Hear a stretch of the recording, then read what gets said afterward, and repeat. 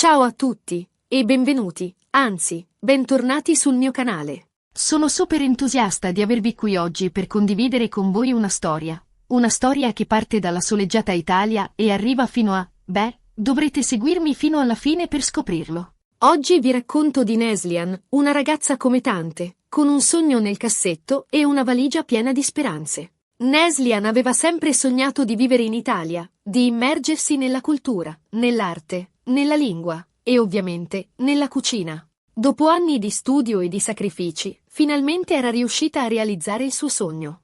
Aveva trovato un piccolo appartamento a Firenze, un lavoro come traduttrice freelance e stava iniziando a costruire la sua nuova vita. Le prime settimane furono un vero e proprio vortice di emozioni. Neslihan era estasiata dalla bellezza di Firenze, si perdeva tra le stradine del centro storico, ammirava il Duomo, Ponte Vecchio, la Galleria degli Uffizi. Ogni angolo della città era una scoperta, un'emozione nuova. Imparava l'italiano a un ritmo incredibile, assaporava ogni piatto tipico, dalla ribollita alla fiorentina, passando per la pizza e la pasta fresca. Si sentiva finalmente a casa, libera di esprimere se stessa e di inseguire i suoi sogni. Aveva stretto amicizia con alcuni colleghi traduttori, con i vicini di casa e con altri expat come lei. Organizzavano aperitivi, gite fuori porta, serate a tema.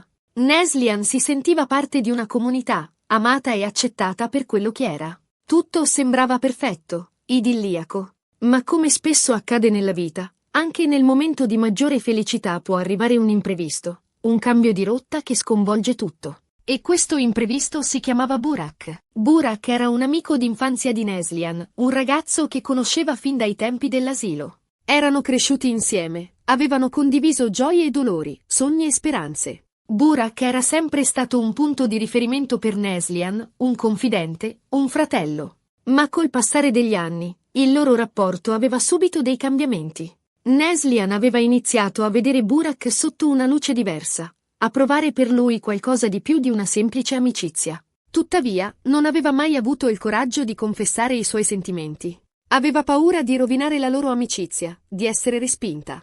E così, aveva preferito tenere tutto dentro, soffocando i suoi sentimenti e cercando di convincersi che Burak fosse solo un amico. Ogni risata condivisa, ogni sguardo prolungato, ogni tocco accidentale diventavano un piccolo tormento, un promemoria costante di ciò che non poteva avere. Si ripeteva che era meglio così, che la loro amicizia era troppo preziosa per rischiarla per un'illusione. Quando Neslihan si era trasferita in Italia, Burak era stato uno dei più entusiasti.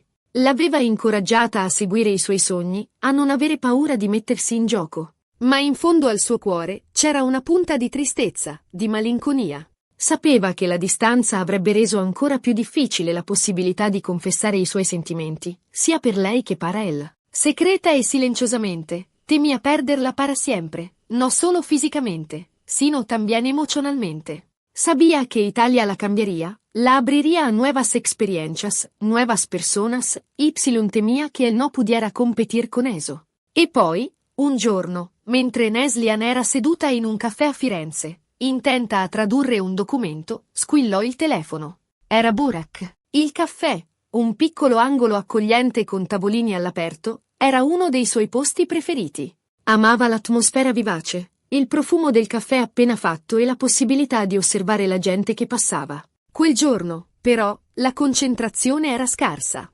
Pensava a Burak, come spesso accadeva, e si chiedeva come stesse, cosa stesse facendo. «Ciao Neslihan, come stai?» chiese Burak con la sua voce calda e familiare. La voce di Burak la riportò bruscamente alla realtà. Un brivido le percorse la schiena al sentirla, una sensazione strana, un misto di gioia e nervosismo. Non sentiva la sua voce da settimane e, improvvisamente, la distanza le sembrò ancora più insopportabile. «Ciao Burak, tutto bene, grazie. Sono qui a Firenze, sto lavorando. Tu invece?» rispose Neslihan, cercando di nascondere l'emozione di sentire la sua voce. Lottò per mantenere un tono casuale, come se stessero parlando del più e del meno, ma dentro di sé il cuore le batteva all'impazzata. Sentiva le guance arrossire e le mani tremare leggermente. «Bene? Bene?» «Ti chiamo perché devo dirti una cosa importante», disse Burak con un tono di voce insolitamente serio. La serietà nella voce di Burak la spaventò. Cosa stava succedendo? Qualcosa di grave? Immediatamente, la sua mente cominciò a formulare scenari catastrofici. Forse era malato, forse aveva avuto un incidente, forse. Neslihan sentì il cuore battere forte nel petto. Cosa voleva dirle Burak? Di cosa si trattava? La tazza di caffè che teneva tra le mani le sembrò improvvisamente pesantissima. Inspirò profondamente, cercando di calmarsi, di prepararsi a qualsiasi cosa.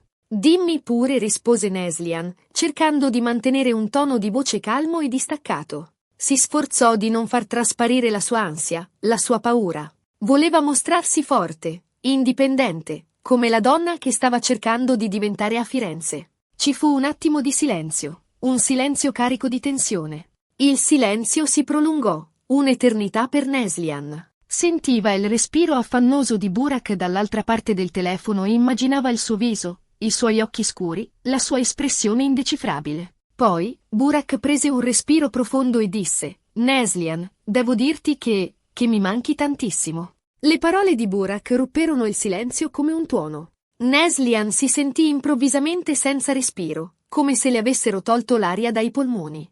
Il mondo intorno a lei smise di esistere, ridotto a un unico punto focale: le parole di Burak. Le parole di Burak colpirono Neslihan come un fulmine a ciel sereno. Non si aspettava di sentirsi dire una cosa del genere. Era come se tutti i suoi sentimenti repressi, tutte le sue emozioni nascoste fossero esplose all'improvviso. Sentì un nodo alla gola, le lacrime pizzicarle gli occhi. Burak, anche tu mi manchi, rispose Neslihan con la voce tremante. La sua voce era un sussurro, quasi impercettibile. Aveva paura di parlare, paura di rompere l'incantesimo, paura di scoprire che era tutto un sogno. Lo so che è difficile da capire, soprattutto ora che sei in Italia e stai vivendo il tuo sogno, ma devo dirtelo. Neslihan, io sono innamorato di te, confessò Burak. La confessione di Burak fu come un'onda travolgente. Neslihan sentì il cuore fermarsi per un istante, per poi riprendere a battere all'impazzata. Sentì il viso in fiamme, le gambe cederle. A quelle parole, Neslihan rimase senza fiato. Non riusciva a credere alle sue orecchie. Burak, il suo amico d'infanzia, il ragazzo che aveva sempre amato segretamente, era innamorato di lei. Era troppo bello per essere vero. Burak, non so cosa dire, rispose Neslihan, ancora sotto shock. La sua mente era un turbine di emozioni, incredulità, gioia, paura, speranza. Non sapeva cosa dire, cosa fare. Si sentiva persa, confusa. Non devi dire niente. Volevo solo che tu lo sapessi. So che forse non cambierà niente. So che sei felice in Italia, ma dovevo dirtelo, disse Burak. La voce di Burak era piena di tristezza, di rassegnazione. Neslihan sentì un dolore profondo al cuore. Non voleva che Burak fosse triste, non voleva che pensasse che il suo amore non fosse importante. Burak, anch'io sono innamorata di te, confessò finalmente Neslihan, liberando un peso che si portava dentro da anni. Le parole uscirono di getto, senza pensarci. Era come se finalmente avesse trovato il coraggio di ammettere la verità, di liberarsi di una bugia che la soffocava da troppo tempo. Ci fu un altro momento di silenzio. Un silenzio pieno di emozioni, di speranze, di promesse. Il silenzio era diverso questa volta, un silenzio denso di significato, di attesa. Neslihan sentiva che qualcosa di importante stava per accadere, che la sua vita stava per prendere una svolta inaspettata. Neslihan, cosa facciamo adesso? Chiese Burak. La domanda di Burak la riportò bruscamente alla realtà. Cosa avrebbero fatto? La situazione era complicata, difficile. La distanza, le loro vite separate, i loro sogni diversi. Come avrebbero potuto superare tutto questo? Neslihan ci pensò su per un attimo. Sapeva che la situazione era complicata. Lei era in Italia, lui era in Turchia. C'era di mezzo la distanza, la carriera, le rispettive vite. Ma sapeva anche di non poter rinunciare a quello che provava per Burak. Non poteva ignorare i suoi sentimenti, non poteva tradire il suo cuore. Burak, non lo so, ma so che non voglio perderti. So che voglio provare a costruire qualcosa con te, rispose Neslihan. La sua voce era ferma, decisa. Aveva paura, certo, ma era determinata a lottare per il suo amore. Anche io, Neslihan. Anche io voglio provare, disse Burak. La voce di Burak era piena di speranza, di entusiasmo. Neslihan sentì il cuore riempirsi di gioia. Non erano soli in questa sfida, erano insieme. E così, la chiamata di Burak cambiò tutto. Cambiò la vita di Neslihan, i suoi piani, i suoi sogni. La costrinse a fare delle scelte difficili, a mettere in discussione tutto quello che aveva costruito fino a quel momento. Ma le diede anche la forza di credere nell'amore, di inseguire la sua felicità. Nei mesi successivi, Neslihan e Burak si sentirono tutti i giorni. Parlavano per ore, si raccontavano le loro giornate, si confidavano i loro pensieri e le loro emozioni. Cercavano di colmare la distanza con la tecnologia, con le videochiamate, con i messaggi. Ogni messaggio, ogni chiamata era un piccolo passo verso la costruzione del loro futuro insieme. Neslihan tornò in Turchia per un breve periodo, per rivedere Burak, per trascorrere del tempo insieme. Furono giorni indimenticabili, pieni di amore, di felicità, di promesse, ma anche giorni di malinconia, di tristezza, di consapevolezza della distanza che li separava. Ogni abbraccio, ogni bacio era un dolce promemoria di ciò che li aspettava, una prova della forza del loro amore. Al suo ritorno a Firenze, Neslihan prese una decisione importante. Decise di trasferirsi di nuovo in Turchia, per stare vicino a Burak, per costruire insieme il loro futuro. Fu una scelta meditata, sofferta. Aveva passato notti insonni a pesarne i pro e i contro, a immaginare la sua vita in Turchia, lontana dall'Italia. Fu una decisione difficile, sofferta. Lasciava l'Italia, la città che aveva imparato ad amare, il lavoro che le piaceva tanto, gli amici che si era fatta. Ma sapeva che non poteva rinunciare all'amore di Burak, sapeva che era la cosa giusta da fare. L'amore era un rischio, certo, ma un rischio che valeva la pena correre. E così, Neslihan tornò in Turchia, lasciando alle spalle Firenze e iniziando un nuovo capitolo della sua vita, un capitolo scritto a 4 mani, un capitolo pieno di amore, di speranza, di felicità. Lasciò Firenze con un misto di tristezza e eccitazione, consapevole che stava chiudendo un capitolo importante della sua vita, ma allo stesso tempo entusiasta di iniziare una nuova avventura con la persona che amava. Ecco, amici, questa è la storia di Neslihan e Burak. Una storia di amore, di distanza, di coraggio. Una storia che ci insegna che a volte, per inseguire i nostri sogni, dobbiamo essere pronti a cambiare rotta, a fare delle scelte difficili, a mettere in discussione tutto quello che abbiamo. Ma ci insegna anche che l'amore vero, quello che ci fa battere il cuore, vale sempre la pena di essere inseguito, anche a costo di sacrificare tutto il resto. L'amore è un viaggio, un'avventura, una sfida. Ma è anche la cosa più bella e preziosa che possiamo vivere. Spero che questa storia vi sia piaciuta. Se vi è piaciuta, lasciate un commento qui sotto e fatemi sapere cosa ne pensate.